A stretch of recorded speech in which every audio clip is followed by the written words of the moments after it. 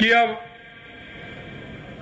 खीवसर में रेवत राम जी की नामांकन सभा में आए हैं। लेकिन मैं आपसे एक बात कहूंगा कि चुनाव तो आज है, लेकिन चुनाव हारने के बाद रेवत राम जी हमेशा मेरे को अगर कहीं मिलने गए तो खीवसर की समस्या को लेकर के मिलने गए। हर बार आते हैं, 1, 2, 4 कागज लेकर के आते हैं। उनको इतनी चिंता है। आज वो नामांकन के लिए आए, फिर भी मेरे को 4-5 कागज उन्होंने पकड़ा दिए हैं। अब देखिए कि क्षेत्र की कितनी चिंता करने वाले हैं कि आज नामांकन उन्होंने किया है, नामांकन की यह सभा है, लेकिन 4-5 कागज आते ही आते मेरे को कि साहब ये भी होना चाहिए, किसानों को उसका मुआवजा नहीं मिला है, उसको दीजिए। 4-5 कागज लगातार मेरे को दिए हैं। मित्रों, मैं आपको कहना चाहता हूं कि जमीन से जुड़ा हुआ वो कार्यकर्ता होगा, वो आपके दुख को, दर्द को पहचानेगा, जानेगा और समाधान करने की पूरी कोशिश करेगा। इसलिए मैं कहता हूं कि हमारे किसान भाइयों की क्या क्या समस्या होती है, किसान भाई हमारा उसको किस तरह से जूझता है, देखता है। और मैं हमेशा कहता हूं कि आप में से निकला हुआ वो ही आपके दर्द को समझ सकता है। आपने देखा होगा खीवसर के अंदर वादे करने वाले, नागौर के अंदर वादे करने वाले तो बहुत आते हैं। मैं आपसे कहना चाहता हूं, हमारी भारतीय जनता पार्टी जब चुनाव आए थे तो भारतीय जनता पार्टी ने संकल्प पत्र दिया था चुनाव से पहले, और कांग्रेस हमेशा घोषणा पत्र देती है। अरे आप पढ़े लिखे हो, मेरे युवा साथी मेरे सामने बैठे हैं, अरे इनके 2 साल के 3 बार के 4 बार के जरा घोषणा पत्र निकाल करके तो देखिए कि इन्होंने कितना काम पूरा किया है। और हम आपसे कहना चाहते हैं कि हमने जो संकल्प पत्र में वादा किया था वो वादा 5 साल के लिए था, लेकिन 10 महीने के अंदर हमने 50% पूरा किया है, 50% संकल्प पत्र पूरा किया है। ये ऐसे लोग हैं, कभी इस पाले में तो कभी उस पाले में। अब खुद का पाला पता नहीं है तो आपका पाला बता सकते हैं क्या? आपका काम कर सकते हैं क्या? अरे जरा सोचिए। मैं आपसे यही कहना चाहता हूं कि स्थायी रूप से, क्योंकि हमारे देश के यशस्वी प्रधानमंत्री नरेंद्र मोदी जी जो कहते हैं वो करते हैं, और करते हैं वो कहते हैं। इसलिए मैं कहना चाहता हूं कि भारतीय जनता पार्टी की केंद्र की सरकार हो या प्रदेश की सरकार हो, जो अपने संकल्प पत्र को लेकर के चलती है, जनता के बीच में जो वादे करती है, एक एक वादे को पूरा करती है। आपके बीच में से माननीय सीआर साहब और अजय किलिक जी मेरे पास गए थे, वहां बैठे थे, तो आपने मेरे से कहा था कि अब की बात नागौर में मूंग बड़ी अच्छी हुई है। पूरे राजस्थान में ही पैदावार अच्छी हुई है, लेकिन उन्होंने कहा नागौर में मूंग बहुत अच्छी हुई है। मूंग हुई है ना? अरे कैसी हुई है बताओ ना? अच्छी हुई है ना? तो इन्होंने मेरे से कहा कि अभी मूंग खरीदने का समय बाद में आएगा, लेकिन आप इसकी पहले ही प्रारंभ कर दीजिए, लेवी को कीजिए, पहले ही लेना प्रारंभ कर दीजिए। पहली बार मूंग की, पहले कभी दी है क्या मूंग आपने? पहली बार मूंग दी है ना, और समय से पहले दी है ना। तो ये नागौर के लिए है, बाकी जिलों में तो थोड़ी थोड़ी है, लेकिन नागौर में जितनी राजस्थान में, अकेले नागौर में है मूंग। इसलिए हम आपकी मूंग को खरीद रहे हैं, और जो उन्होंने बात रखी है वो भी हमने पत्र दिया है, हो सकता है वो भी जल्दी आ जाए, तो उसको बढ़ाने का काम भी हम करेंगे। मैं आपको कहना चाहता हूं मेरे भाई और बहनों कि आपने जिस तरह से पिछली बार देखा होगा, हमारे गजेंद्र खीवसर जी ने कहा, सही कहा कि एक ऐसा आदमी, भोला भाला आदमी, किसान व्यक्ति मात्र 2000 वोटों से पीछे रहे थे, उसको पूरा करेंगे ना? और उन्होंने कहा है 2000 का बदला 20,000 से ऊपर जाएगा ना? तो मैं आपसे यही कहना चाहता हूं, एक आपको ऐसा व्यक्ति मिल रहा है जो आपकी समस्याओं को पूरी तरह से ध्यान देकर के काम करता है। मैं आपसे इतना कहना चाहता हूं मेरे भाई और बहनों कि आपने देखा होगा हमने हमारे संकल्प पत्र में जो बातें कही थी, धीरे धीरे हम उनको पूरा कर रहे हैं। और हमने कहा था कि ईआरसीपी यमुना समझौते के लिए भी कहा था, और अभी मैंने चर्चा की थी नागौर के लिए पानी हमारा इंदिरा गांधी नहर से आता है। हमने कहा कि हमारी नदियों से नदियों जोड़ने का काम हो रहा है। और आपकी भी अब की लूणी चली कि नहीं चली? अरे लूणी चली, कितने सालों में चली? 20 सालों में चली ना? आप देख लिए 20 सालों में चली है। मैं यही कहना चाहता हूं, जिनके मन में करने की तमन्ना होती है, ऊपर वाला भी उनकी बात रखता है, ऊपर वाला भी बात रखता है। और हमने कहा है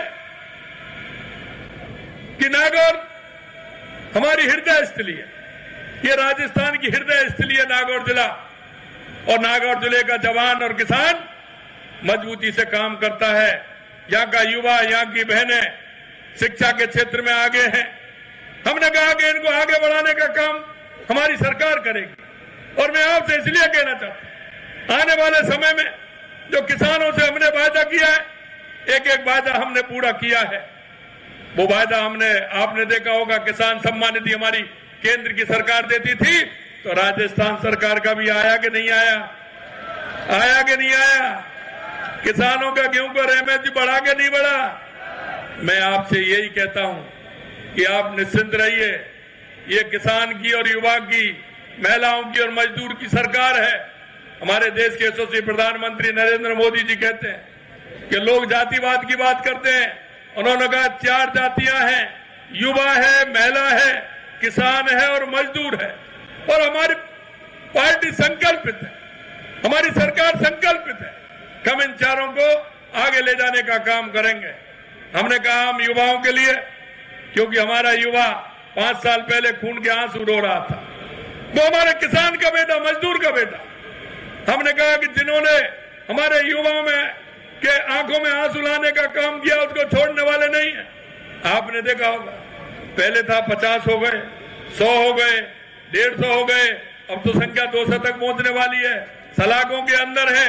और ये मैं विश्वास फिर दिलाता हूं आपको कि जिन्होंने युवाओं के आंखों में आंसू लाने का काम किया है, हमारी सरकार उनको बख्शने वाली नहीं है। और आपने देखा होगा, हमने 2 साल का कैलेंडर दिया है। मैं युवाओं से कहना चाहता हूं, 2 साल का कैलेंडर हमने दिया है कि 2 साल में कितनी भर्तियां होने वाली हैं। क्योंकि हमने कहा कि पहली साल में 1 लाख नौकरियां देंगे सरकारी, 5 साल में 4 लाख नौकरियां देंगे। हमने कैलेंडर 2 साल का निकाल दिया है, अभी तो 2 साल का है, 2 साल का निकाला है, अभी और बाकी है।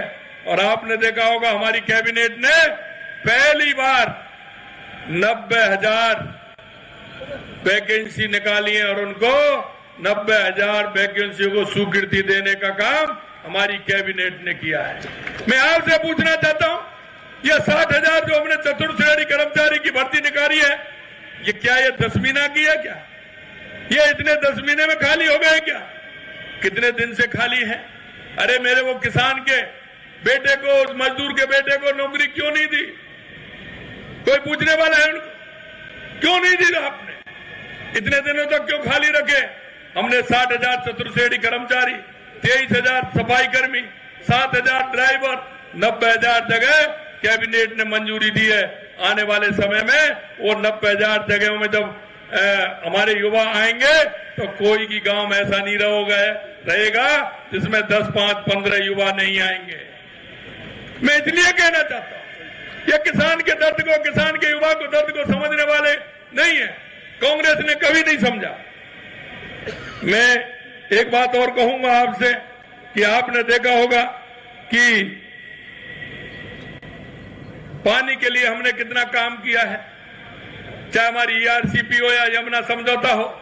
हम शेखावाटी के लिए हमारा यमुना समझौता किया, माननीय गजेंद्र जी हमारे जल शक्ति मंत्री थे।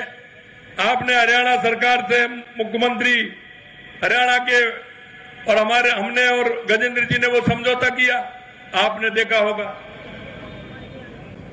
हरियाणा के चुनाव थे, वहां की कांग्रेस सरकार ने अपने घोषणा पत्र में क्या लिखा कि अगर हमारी सरकार आएगी तो राजस्थान और हरियाणा के यमुना समझौते को रद्द करेंगे। मैं हरियाणा में चुनाव में गया था, तो मैंने वहां कहा कि कांग्रेस के लोगों ने कहा है कि राजस्थान और हरियाणा के समझौते को रद्द करेंगे। ये रद्द तो जब करेंगे जब आएंगे, ये रद्द तो जब करेंगे जब आएंगे। और आपने देखा होगा कि ये राजस्थान, ये वो राजस्थान है कि यहां का हर व्यक्ति जैसे ही गर्मी आती है तो प्याऊ लगाता है, पक्षियों को पानी की व्यवस्था करता है, पशुओं के लिए व्यवस्था करता है। अरे इसके मन की धड़कन नहीं रुकेगी।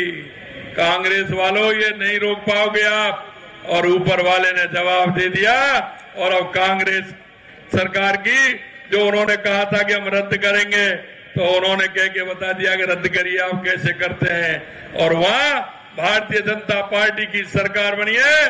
देश के यशस्वी प्रधानमंत्री नरेंद्र मोदी जी के नेतृत्व में हमारा ईआरसीबी का मध्य प्रदेश से भी समझौता हुआ और हरियाणा से भी समझौता हो गया है वो, और आगे होने वाला है। शेखावाटी को भी पानी मिलेगा। मित्रों, मैं इतना कहना चाहता हूं कि कांग्रेस के लोगों ने जिस तरह से देश में भ्रष्टाचार फैलाया, आते हैं झूठ और लूट की कहानी कहते हैं। मैं आपसे इतना ही कहना चाहता हूं कि आप निश्चिंत रहिए। हमारी सरकार ने जो वायदा किया है, निश्चित रूप से उस वायदे को हम पूरा करेंगे। और आपने देखा होगा, आप ये बताइए, हमसे पहले यहाँ का विधायक कौन था कि नहीं था? लेकिन हमने कोई भी विधानसभा, 200 विधानसभाएं हमारी, हमने ये नहीं सोचा कि इसमें कांग्रेस का है, कि इसमें दूसरे दल का है, कि इसमें किसी और दल का है। मैं आपको कहना चाहता हूं, देश के यशस्वी प्रधानमंत्री नरेंद्र मोदी जी कहते हैं कि हम देश की 140 करोड़ जनता के लिए काम करते हैं। और हमारी सरकार कहती है कि राजस्थान के 8 करोड़ जनता के लिए हमारी सरकार काम करती है। 200 विधानसभा है, 200 विधानसभाओं में हमने जो जनता ने मांगा, जो वहां आवश्यकता लगी, एक भी विधानसभा ऐसी नहीं होगी जिसको बजट में हमने पैसा नहीं दिया हो। पहली बार ऐसा हुआ कि हमने 200 विधानसभाओं में पूरी तरह से, क्योंकि जनता का नुकसान करना, हमारे देश के यशस्वी प्रधानमंत्री नरेंद्र मोदी जी जब किसान सम्मान निधि देते हैं तो जाति पात देखते हैं क्या? धर्मवाद देखते हैं क्या? कुछ देखते हैं क्या? आप बताइए। खाद्यान्न सामग्री जब देते हैं तो देखते हैं क्या? प्रधानमंत्री सड़क योजना आती है तो किसी गांव को छोड़ते हैं क्या? सभी गांव में निकलती है कि नहीं निकलती है? क्योंकि हम हमारे राजस्थान को विकसित राजस्थान बनाना चाहते हैं, भारत को विकसित भारत बनाना चाहते हैं। मित्रों, मैं आपसे इतना ही कहना चाहता हूं कि जिस तरह से आपने देखा होगा कि हमारी सरकार आते ही हमने जो जितने भी विषय थे उनको पूरी तरह से लिया। और मैं कहना चाहता हूं, हमने कहा कि बिजली के क्षेत्र में कि आने वाले समय में 2027 तक हम किसान को दिन में बिजली देने का काम करेंगे और 2027 तक हम बिजली के अंदर आत्मनिर्भर हो जाएंगे। हमने 2,24,000 करोड़ रुपए के समझौते किए और उसको कैबिनेट में पास भी कर दिया और हमारा काम भी प्रारंभ हो गया। हर क्षेत्र में आप देखेंगे, युवाओं के क्षेत्र में हमने काम किया, महिलाओं के क्षेत्र में हमने काम किया, किसानों के क्षेत्र में काम किया, पानी के क्षेत्र में काम किया, बिजली के क्षेत्र में काम किया। और आने वाले समय में मैं आपसे इतना ही कहना चाहता हूं, क्योंकि 9, 10, 11 को राइजिंग राजस्थान भी हो रहा है और उस राइजिंग राजस्थान में अब तक लगभग 18 लाख करोड़ रुपए के एमओयू हमारे हुए हैं। पूरे राजस्थान में 10 स्थान हमने ऐसे बनाए हैं जो इंडस्ट्रियल एरिया हमारे विकसित होंगे, क्योंकि राजस्थान में बहुत बड़ी आवश्यकता है, हर क्षेत्र में आवश्यकता है। इसलिए मैं आपसे कहना चाहता हूं कि हमारी सरकार ने संकल्प पत्र में जो वायदे किए हैं, हम एक एक वायदे को पूरा करते हुए, क्योंकि समय काफी हो गया, हमें 2 सभा और है हमारी, उसमें भी जाना है। मैं आपसे इतना ही कहना चाहता हूं कि संकल्प पत्र में जो एक एक वायदे किए हैं, हम एक एक वायदे को पूरा करेंगे। मैं किसानों से इतना ही निवेदन करना चाहता हूं कि आपके दुख और दर्द को हम भली बात समझते हैं। अरे आप तो बड़े किसानों में तो छोटा किसान हूं, मैं जानता हूं। आप सीएम भजनलाल शर्मा को सुन रहे थे, जिन्होंने नामांकन सभा को संबोधित किया और जीत का वादा भी किया है। फिलहाल इस बुलेटिन में इतना ही। नमस्कार।